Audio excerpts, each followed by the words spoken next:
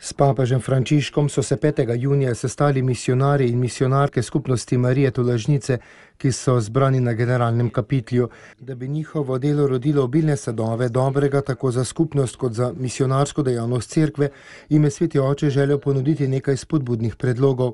Moško vejo misijonarske skupnosti je leta 1901 v Torinu ustanovil blaženi Giuseppe Alamano, 9 let zatem pa je nastala še ženska veja misijonark Marije Tolažnice.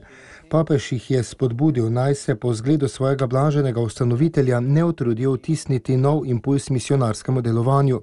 Predvsem njihova apostolska gorečnost bo podpirala krščanske skupnosti, ki so jim zaupane še posebej pred kratkim ustanovljene. Pri preoblikovanju misijonarskega stila bo treba dajati prednost nekaterim pomembnim elementom, kot so rahločutnost za inkulturacijo evangelija, prostor, ki ga je treba dati soodgovornosti pastoralnih delavcev, izbira enostavnih in ubogih načinov navzočnosti med ljudmi. Po papeževih besedah si pomembno pozornost zaslužijo dialog z islamom, zavzemanje za podporo dostojanstva ženske in družinskih vrednot, občutljivost za teme pravičnosti in miru.